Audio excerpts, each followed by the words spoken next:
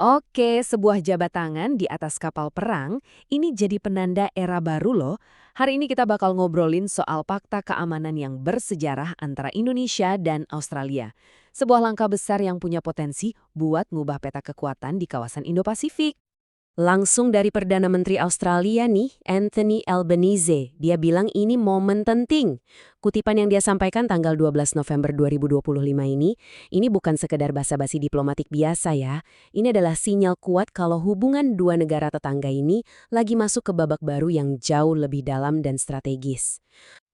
Dan lokasinya, wah ini juga dipilih dengan sangat hati-hati. Coba bayangin, di atas geladak HMS Canberra, sebuah kapal perang Australia. Jabat tangan antara Presiden Prabowo Subianto dan PM Albanese di sana itu bukan lagi sekedar formalitas, ini adalah simbol, visualisasi nyata dari komitmen pertahanan bersama yang lebih erat. Oke, jadi apa sih yang bikin fakta ini beda banget dari perjanjian-perjanjian sebelumnya? Yuk kita bedah bareng-bareng isinya satu persatu.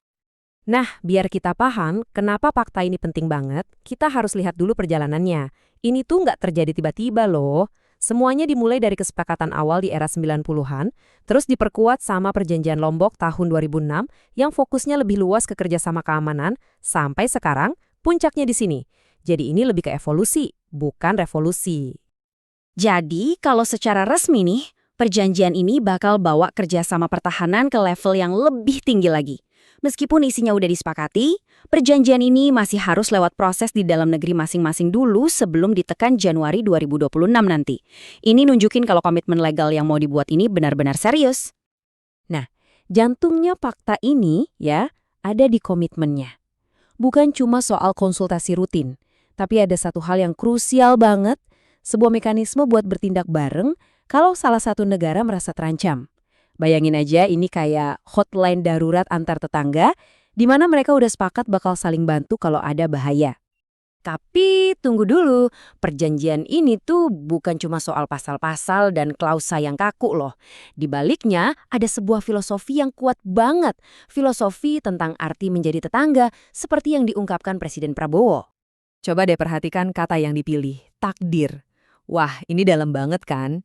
Ini ngangkat hubungan kedua negara dari sekedar aliansi strategis jadi sesuatu yang, ya, nggak terhindarkan secara geografis. Pesannya jelas banget. Karena kita ditakdirkan buat barengan, ya udah, mari kita jalanin dengan cara yang terbaik. Analogi ini ngena banget kan? Presiden Prabowo berhasil membawa diplomasi tingkat tinggi ke bahasa yang kita semua ngerti. Kalau lagi ada masalah, siapa yang pertama kali nolong? Ya tetangga.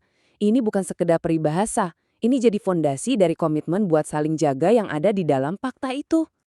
Tentu aja, langkah sebesar ini nggak mungkin terjadi di ruang hampa. Yuk, sekarang kita zoom out sedikit dan lihat gimana perjanjian ini jadi satu bidak catur yang super penting di papan geopolitik Indo-Pasifik yang lagi panas-panasnya. Jadi latar belakangnya itu adalah kawasan kita yang lagi, ya, bergejolak. Kekuatan-kekuatan besar dunia lagi pada rebutan pengaruh, baik lewat ekonomi maupun militer. Nah, di situasi kayak gini, setiap kemitraan baru bisa banget mengubah keseimbangan kekuatan. Nah, ini dia nih yang bikin fakta ini unik banget. Di satu sisi, kita punya Australia, sekutu dekatnya Amerika Serikat, anggota AUKUS, Fakta Keamanan Trilateral sama Inggris. Terus di sisi lain, ada Indonesia dengan politik luar negeri bebas aktifnya yang selalu coba jaga keseimbangan.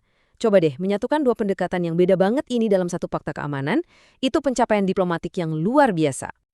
Jadi intinya, meskipun jalan yang mereka ambil beda, tujuannya ternyata sama, menjaga stabilitas di halaman belakang mereka sendiri. Kepentingan bersama inilah yang jadi lem perekatnya, yang bikin dua negara dengan kebijakan berbeda ini bisa bergandengan tangan lebih erat. Dan semua ini membawa kita ke satu pertanyaan besar di akhir. Di tengah kawasan yang kekuatannya terus berubah, kira-kira fakta tetangga baik ini bakal beneran jadi pilar stabilitas yang baru nggak ya? Cuma waktu yang bisa jawab, tapi yang jelas, langkah ini adalah pertaruhan besar untuk masa depan yang lebih aman.